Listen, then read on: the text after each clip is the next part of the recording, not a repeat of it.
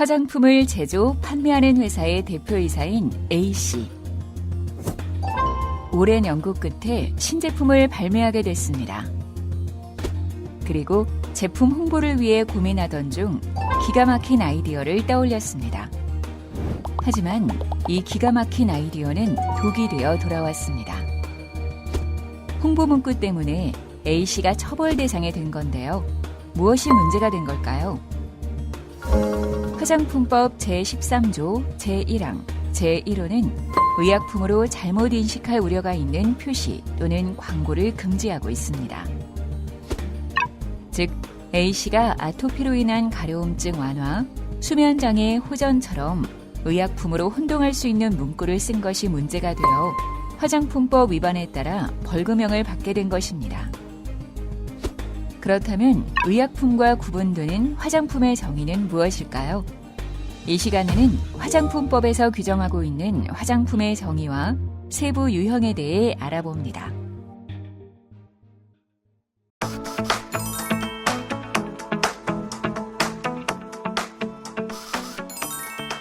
무엇을 화장품이라고 할까요? 화장품법에서는 사용 목적, 사용 방법, 작용 범위에 걸쳐 화장품이란 무엇인지 자세히 정의하고 있습니다. 먼저 화장품은 인체를 청결 미화하여 매력을 더하고 용모를 밝게 변화시키는 것, 그리고 피부, 모발의 건강을 유지 또는 증진시키는 것을 목적으로 합니다. 화장품은 인체에 바르고 문지르거나 뿌리는 등의 유사한 방법으로 사용하는 것이어야 하는데요.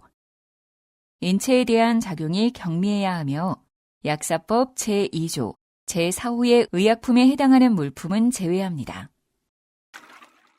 이러한 화장품의 정의는 화장품에 속하는 물품인지 아닌지를 판단하는 중요한 기준이 되는데요. 예를 들어 애완견에 사용하는 샴푸는 화장품일까요? 아닙니다. 사용하는 대상이 인체가 아닌 강아지이기 때문입니다.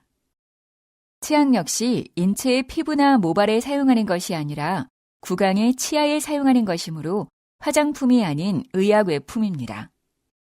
사용 목적이 화장품에 맞더라도 사용하는 방법이 인체에 바르는 것이 아닌 주사 등으로 주입하는 방식이거나 의약품과 같은 효능이 있다면 그 또한 화장품이 아닌데요.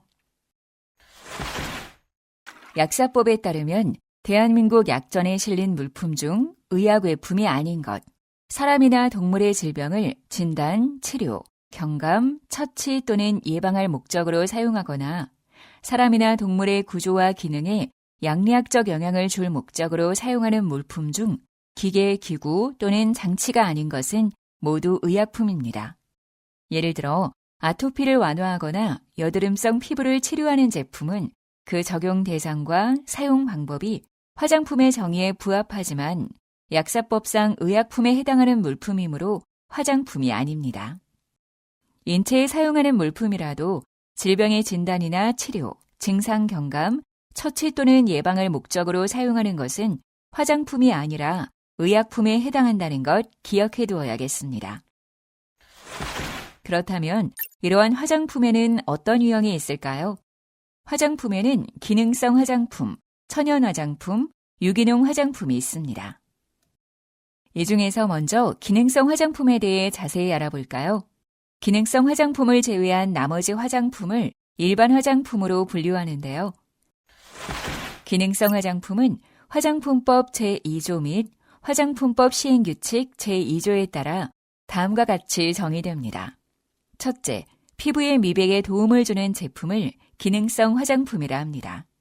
즉, 피부에 멜라닌 색소가 침착하는 것을 방지하여 기미, 주근깨 등의 생성을 억제함으로써 피부의 미백에 도움을 주는 기능을 가진 화장품, 피부에 침착된 멜라닌 색소의 색을 엷게 하여 피부의 미백에 도움을 주는 기능을 가진 화장품 등을 말합니다. 둘째, 피부의 주름 개선에 도움을 주는 제품을 기능성 화장품이라 합니다. 피부에 탄력을 주어 피부의 주름을 완화 또는 개선하는 기능을 가진 화장품이 이에 속합니다.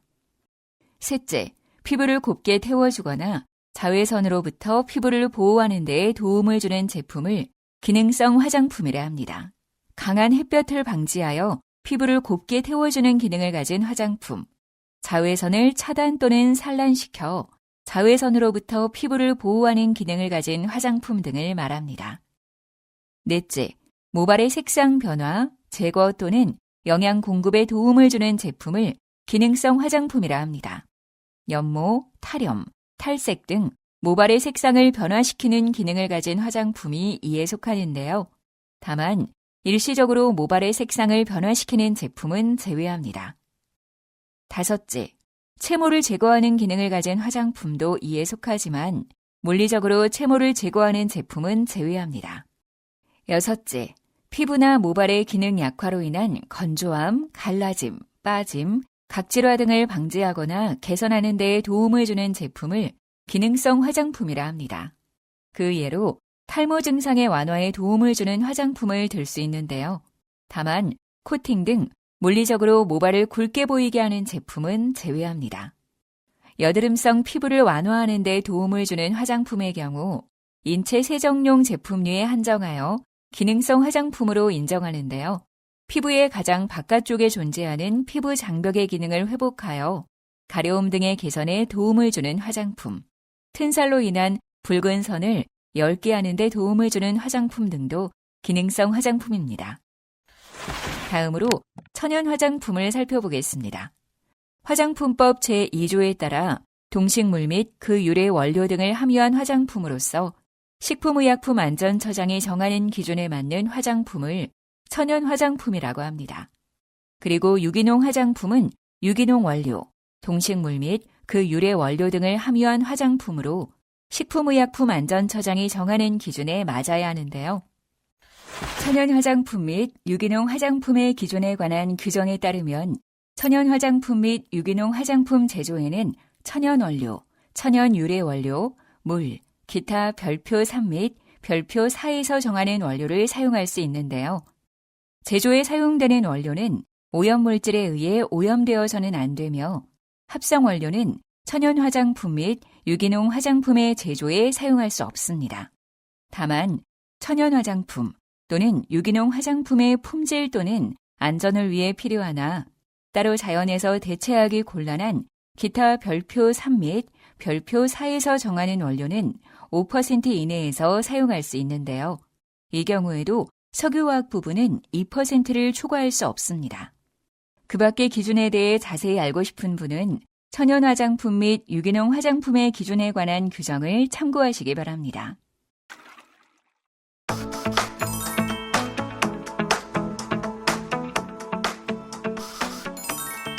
2020년 3월 우리나라에서 세계 최초로 맞춤형 화장품 판매 제도가 시행되었는데요.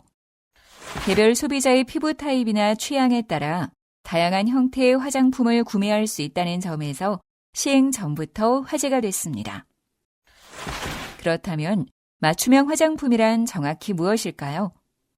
화장품법 제2조에 따르면 맞춤형 화장품 판매업소에서 맞춤형 화장품 조제관리사 자격증을 가진 자가 고객 개인별 피부 특성 및 색, 향 등 취향에 따라 제조 또는 수입된 화장품의 내용물에 다른 화장품의 내용물이나 식약처장이 정하는 원료를 추가하여 혼합한 화장품, 제조 또는 수입된 화장품의 내용물을 소분한 화장품을 맞춤형 화장품이라고 하는데요. 단, 고형 비누 등 화장품의 내용물을 단순 소분한 화장품은 제외합니다. 이때 맞춤형 화장품을 조제하는 자를 맞춤형 화장품 조제관리사라 하는데요. 맞춤형 화장품 조제관리사는 맞춤형 화장품 판매장에서 개인의 피부 상태, 선호도 및 진단 결과에 따라 화장품의 색소, 향료 등 원료를 혼합하거나 화장품을 소분하는 역할을 합니다.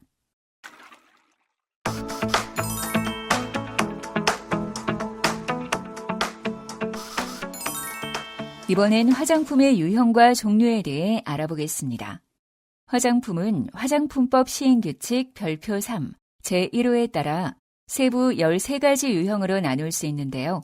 만 3세 이하의 영유아용 제품류, 목욕용 제품류, 인체 세정용 제품류, 눈화장용 제품류, 광양용 제품류, 두발 염색용 제품류, 색조 화장용 제품류, 두발용 제품류, 손발톱용 제품류, 면도용 제품류, 기초 화장용 제품류, 채취 방지용 제품류, 채모 제거용 제품류 등이 있습니다.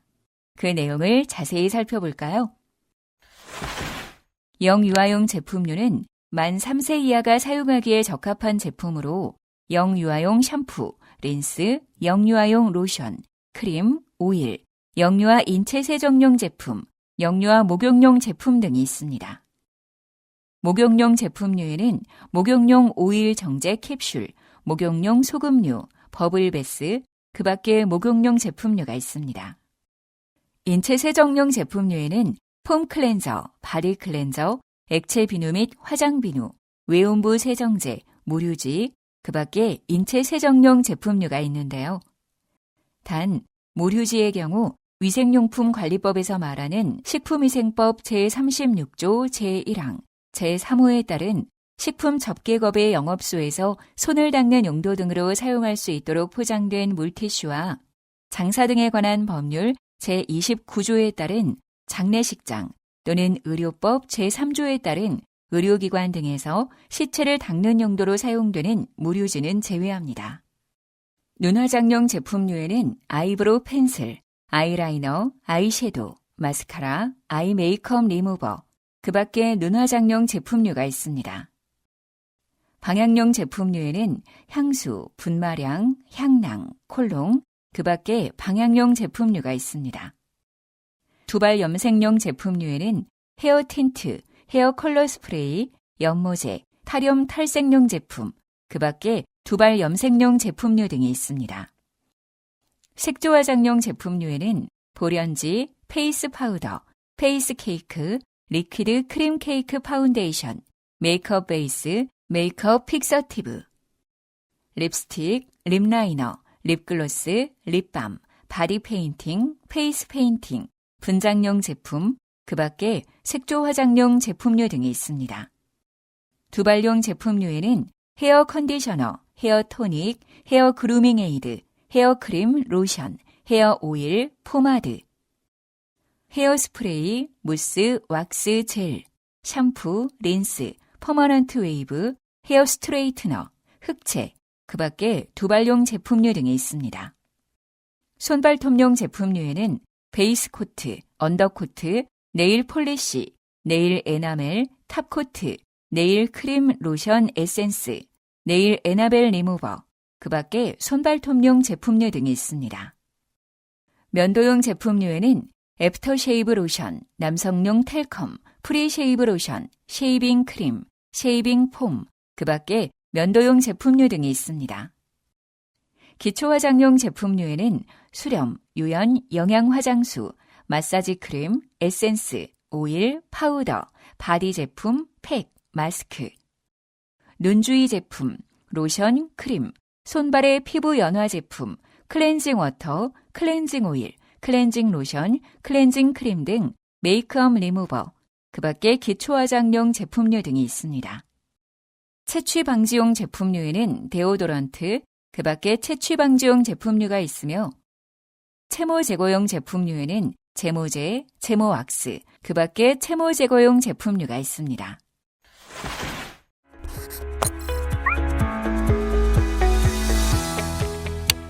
화장품의 정의는 화장품에 속하는 물품인지 여부를 판단하는 중요한 기준으로 사용 목적, 사용 방법, 작용 범위를 정하고 있으므로 이를 정확하게 이해하여 이 정의에서 벗어나는 물품을 제조, 수입하여 혼합, 소분 및 유통, 판매되는 일이 없도록 해야 합니다. 또한 화장품의 사용 목적에 부합하면서 추가적으로 의약품은 제외한다는 규정이 있으므로 효능을 표방할 때에도 질병의 진단, 치료, 경감, 처치나 인체의 구조 기능에서 양리학적 영향을 주는 의약품으로 오인되지 않도록 해야 합니다. 화장품의 유형은 규정에서 제품을 관리하는 목적으로 구분하는 것으로 원료나 포장재의 사용, 기재의 표시 등의 규정에서 사용되고 있으므로 자신이 취급하는 제품이 어느 유형에 속하는지를 정확하게 구분할 줄 알아야 관련 규정도 정확하게 적용할 수 있습니다. 따라서 반드시 내가 취급하는 제품에 대한 유형을 정확하게 검토하여 숙지한 후 규정을 적용하여야 하겠습니다.